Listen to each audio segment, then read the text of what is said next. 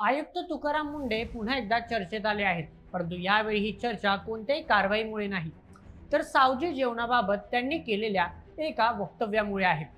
कारण मुंडेंच्या वक्तव्यानंतर या प्रकरणी मोठा वाद पेटला असून विदर्भातील हलबा समाज आता आक्रमक झालेला पाहायला मिळतोय. एकीकडे हलबा समाजाकडून निषेध व्यक्त केला जातोय आणि तुकाराम मुंडेंच्या माफीची मागणीही जोर धरू लागली आहे. तर दुसरीकडे तुकाराम मुंडे म्हणतायत की माफी मागण्याचा प्रश्नच नाही. आता अशा प्रकारे दोन परस्पराविरोधी भूमिका समोर आल्यामुळे हा संघर्ष आणखीनच चिघळण्याची शक्यता आहे. मग नेमका प्रश्न उपस्थित होतो की तुकाराम मुंडेंच्या सावजी जेवणावरील वक्तव्यानंतर हलबा समाज एवढा आक्रमक का झालाय? नेमकं त्यांनी असं काय म्हटलं होतं आणि आता या संपूर्ण वादावर पुढे कोणता निर्णय होण्याची शक्यता आहे? चला, एफडी आयुक्त तुकाराम मुंडे यांच्या भोवती निर्माण झालेल्या या वादाचा सविस्तर खुलासा करूया आजच्या व्हिडिओमध्ये. तर मित्रांनो, महाराष्ट्रात सध्या तुकाराम मुंडे आणि सावजी जेवणावरून निर्माण झालेला वाद चांगलाच चर्चेत आहे. एका कार्यक्रमात केलेल्या त्यांच्या वक्तव्यावरून विदर्भातील सावजी परंपरेशी संबंधित समाज आणि विविध संघटनांनी तीव्र आक्षेप घेतला आहे. माफीची मागणी, निषेध आणि आंदोलनाच्या इशारा दरम्यान आता तुकाराम मुंडे यांनीही पहिली प्रतिक्रिया दिली आहे.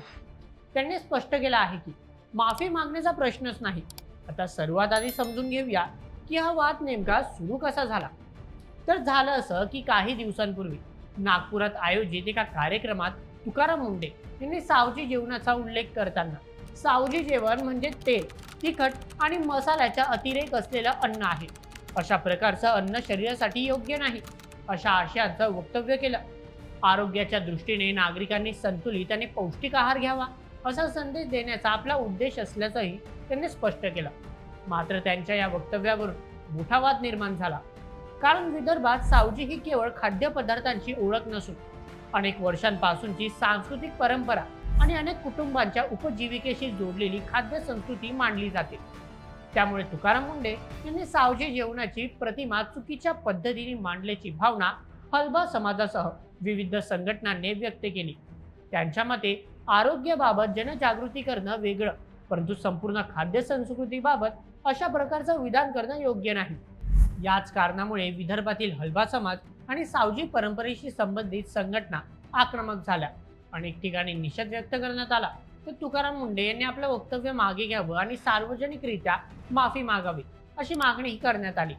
काही संघटनांनी आंदोलनाचा इशाराही दिला आहे. मात्र वाढत्या वादाच्या पार्श्वभूमीवर आता तुकाराम मुंडे यांनीही पहिल्यांदाच सविस्तर भूमिका मांडली आहे.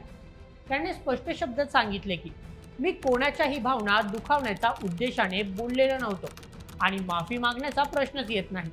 त्यांच्या मते त्यांनी केलेलं वक्तव्य हे केवळ आरोग्याच्या दृष्टीने होतं. नागरिकांनी संतुलित आणि आरोग्यदायी आहार घ्यावा एवढाच त्यामागचा उद्देश होता. त्यामुळे आपल्या विधानाचा चुकीचा अर्थ काढला जात असल्याचंही त्यांनी म्हटलं.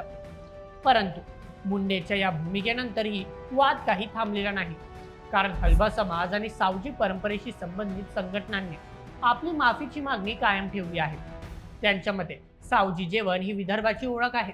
त्यामुळे अशा प्रकारच्या वक्तव्यामुळे केवळ खाद्य संस्कृतीच नव्हे, तर त्या परंपरेशी जोडलेल्या समाजाचाही भावना दुखावल्या गेल्या आहेत. म्हणूनच मुंडे यांनी सार्वजनिकरित्या माफी मागावी या मागणीवर ते ठाम आहेत. यामुळे आता या प्रकरणात दोन स्पष्ट भूमिका समोर आल्या आहेत.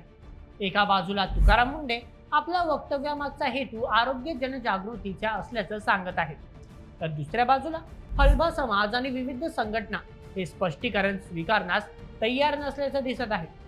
त्यामुळे हा वाद केवळ एका वक्तव्यापुरता मर्यादित राहणार की पुढे आणखी मोठं आंदोलन उभं राहणार, याकडे आता संपूर्ण विदर्भाचं लक्ष लागलेलं आहे. सध्या तरी तुकाराम मुंडे आणि हलबा समाज दोघांच्याही भूमिका अगदी ठाम दिसत आहे. त्यामुळे हा वाद लवकरच थांबणार की आणखीन चिघळणार हे पाहणे देखील महत्त्वाचे असेल. तर मित्रांनो, तर संपूर्ण प्रकरणाबद्दल तुम्हाला काय वाटतं?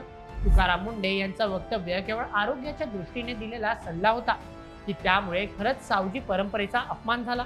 तुमचं मत आम्हाला कमेंटमध्ये नक्की कळवा आणि अशाच व्हिडिओसाठी सबस्क्राईब करा बोल एमएच या यूट्यूब चॅनलला. धन्यवाद.